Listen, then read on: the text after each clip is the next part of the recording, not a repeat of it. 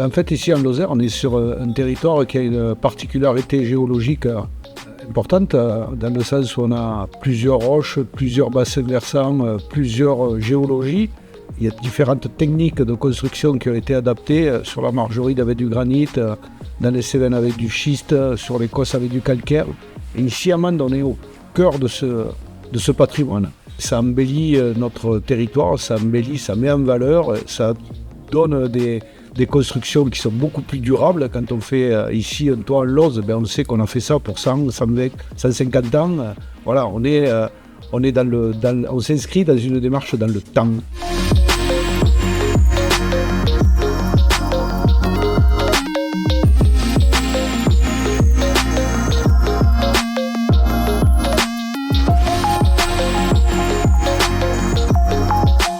La filière Loz et pierres sèches est importante pour le territoire, non seulement lozérien, mais de tout le Massif central et au-delà, parce qu'elle est au carrefour et au croisement d'un certain nombre de préoccupations importantes pour tous ces territoires. Les études scientifiques qui sont menées autour de ces pratiques, tant la Loz que la pierre sèche, démontrent qu'elles ont des qualités mécaniques et techniques qui permettent en réalité de les utiliser jusqu'aujourd'hui dans des projets et dans des sujets comme le soutènement routier.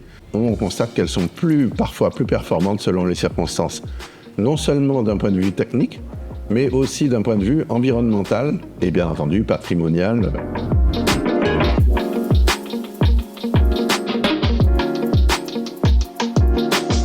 C'est ce qui permet de conserver, de pérenniser toute notre architecture vernaculaire que nos anciens ont bâtie, et ça contribue notamment à conserver nos paysages tels qu'ils sont.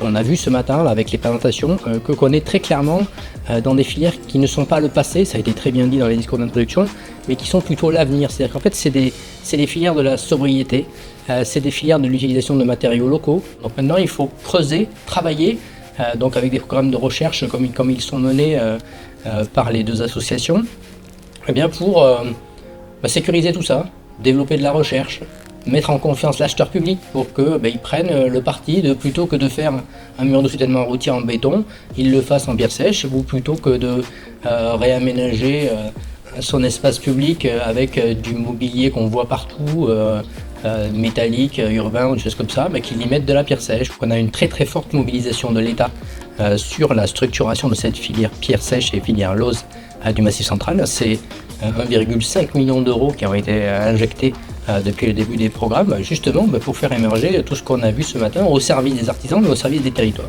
On est aussi très mobilisé pour faire du lien, de la passerelle, donc avec des chargés de mission que l'on a au sein du commissariat de Massif, avec d'autres filières.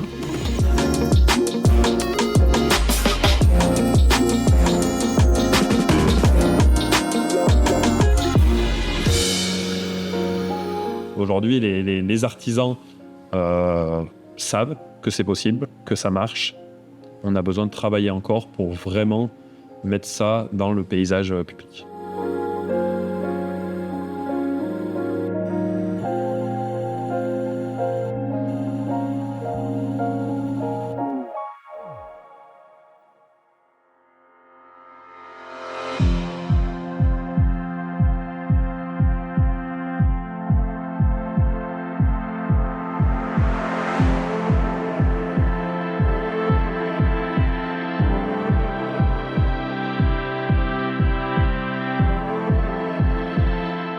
Alors notre structure, donc Parc naturel régional, on a pour mission la protection de l'environnement, mais aussi le développement de nos territoires. Donc la filière à pierre sèche s'inscrit pleinement dans nos missions. Pour nous, le plus important, ça a été de se dire comment on amorce finalement ce travail, comment on sensibilise et comment on amène à la fois le grand public, mais aussi les prescripteurs, à s'intéresser à la valorisation de la filière. Donc, on a commencé à ancrer effectivement cette démarche dans le paysage un peu socio-économique et socio-politique du territoire de l'Aubrac. Et le programme là est important parce qu'il y a des échanges d'expériences et ça nous permet de pouvoir mutualiser nos connaissances entre toutes les structures qui aujourd'hui participent à ce dispositif.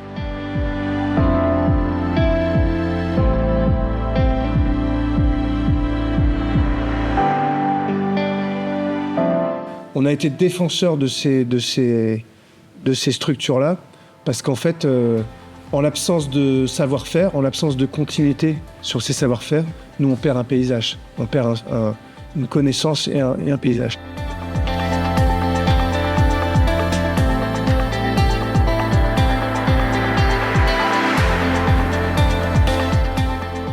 La communauté de communes s'est engagée dans le programme LOBA Pro au travers d'un accompagnement de relance d'activités de carrière.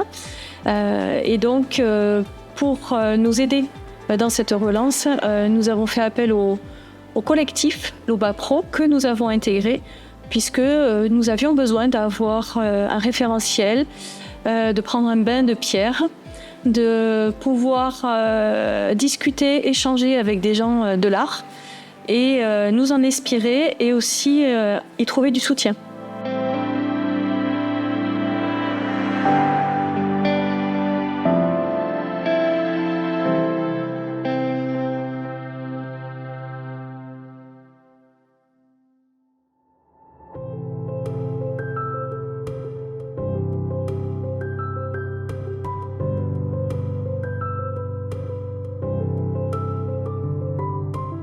Au niveau de l'école des mines d'Alès, on a plutôt travaillé à la fois sur des aspects d'approvisionnement, d'évaluation environnementale par l'analyse de cycle de vie, et puis également de formation, notamment de formation pour les carriers. Ce que l'on peut dire sur finalement ces matériaux, c'est que du fait que c'est des ressources locales, ils nécessitent beaucoup moins de transport que des matériaux conventionnels. Donc ça permet d'avoir beaucoup moins d'impact lié au transport. Mais également, comme c'est des matériaux qui sont peu transformés, par exemple par rapport à la tuile canal qui nécessite des procédés de cuisson et donc beaucoup d'énergie, c'est des matériaux donc, qui sont peu transformés et qui vont là aussi, lors de leur phase de production, générer moins d'impact par rapport à des matériaux conventionnels.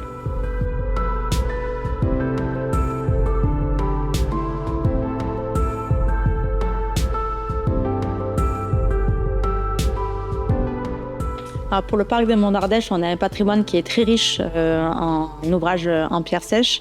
On a travaillé essentiellement depuis 2001 sur les ouvrages liés à la pente, donc aux terrasses, tout ce qui est réalisation pour du soutènement de terre, pour de l'agriculture ou pour des soutènements routiers. Et dans le cadre du programme LOBA Pro, on s'est intéressé un petit peu au patrimoine en pierre que l'on trouve plutôt sur le plateau ardéchois et alti-ligérien. On était parti donc sur une étude plutôt d'usage entre ces murets et les agriculteurs. Et grâce à cette étude menée dans le cadre du programme LOBA Pro, on s'est rendu compte, on le savait déjà, mais ça a appuyé le fait que ces linéaires de murets, donc ce qu'on appelle aujourd'hui la trame lithique, étaient un vrai réservoir, un vrai corridor biologique. Ces murs recèlent énormément de biodiversité, et notamment une biodiversité qui peut être auxiliaire pour les agriculteurs.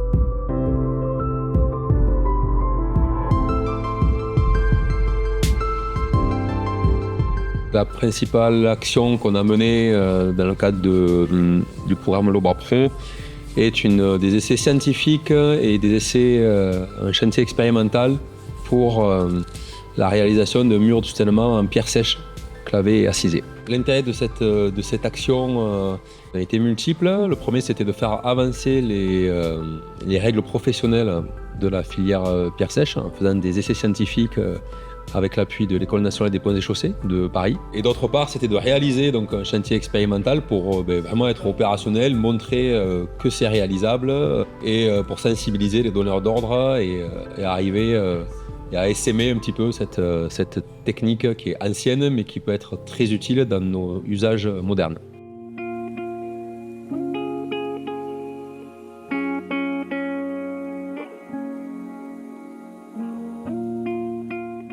Pour resituer peut-être, aujourd'hui en construction bois, il y a beaucoup de personnes qui cherchent à faire des bâtiments qui sont économes en énergie, qui sont fabriqués avec des matériaux peu transformés d'origine locale. Donc on fait des bâtiments en bois local avec des filières biosourcées pour les isolants. Mais la plupart du temps, pour ne pas dire dans la quasi-totalité des cas, ces bâtiments sont fondés sur des ouvrages en béton armé, ou en tout cas intégrant du ciment.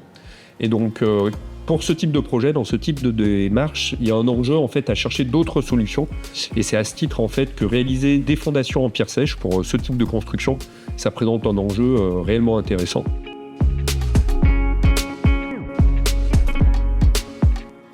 Première action qui était comment on diversifie la filière et comment on trouve de nouveaux marchés, et notamment en faisant travailler des designers, des artisans sur la pierre et le bois.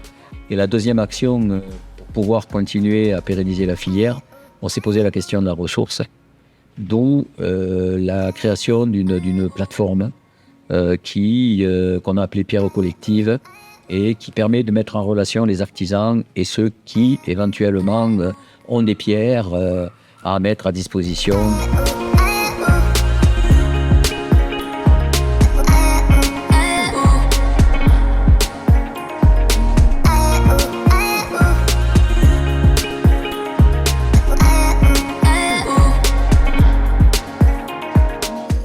On a commencé par retravailler sur une carrière patrimoniale en extrayant de la lauze sur place pour rénover des caselles qui étaient sur le COS chez nous et qui étaient dans un espace naturel sensible du département du Lot. Au sein du programme LOBA Pro, on a mené une action importante parce qu'il s'agissait de travailler sur les espaces publics du territoire et sur la présence de la pierre sèche en tant qu'élément constitutif des espaces publics.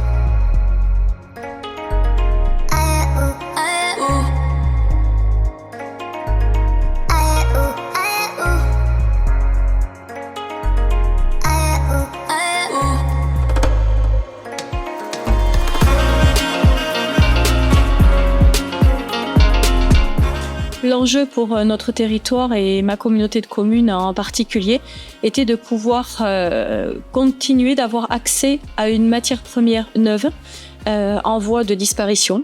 Donc il était urgent de se saisir de ce problème pour arriver à maintenir la ressource et à créer une activité économique viable d'exploitation de carrière pour que cet accès à la matière première puisse perdurer aussi dans le temps.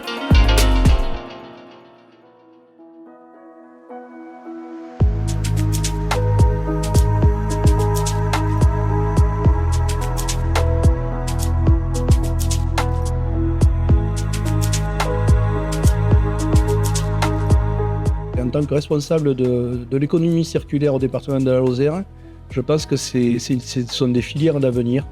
On est à la fois sur de la restauration de patrimoine existant, mais on ne s'interdit pas la création. Le patrimoine, il y a celui dont on hérite, mais pourquoi s'interdire d'en créer ? Et le travail que l'on mène avec les artisans, c'est aussi de montrer qu'on peut faire patrimoine à partir de ressources locales. C'était intéressant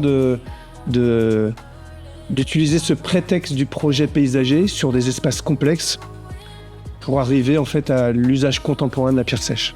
On découvre toujours de nouvelles techniques. Voilà, c'est quelque chose qui n'est pas figé dans le passé. On a hérité de quelque chose, mais c'est les métiers du patrimoine vivant, donc ça continue à évoluer, les techniques évoluent, on les fait progresser. Concernant la filière de la lauze, moi je suis tout à fait confiant. La pierre sèche, que ce soit le bâti ou la lauze, c'est des matériaux qu'on réemploie lors de sa restauration ou de sa reconstruction. Donc maintenant, pour moi, le bâtiment, il doit réfléchir à ça.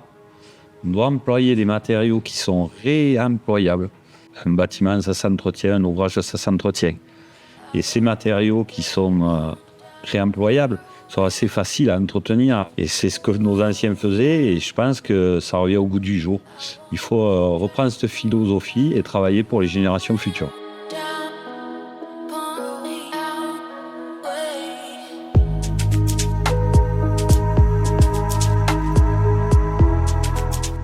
La première expérience que l'on a en matière d'engagement dans la pierre, donc par le biais de cette carrière, nous a encouragés à réfléchir à mettre la pierre de façon transversale dans toutes les activités et les actions que l'on mène à la communauté de communes.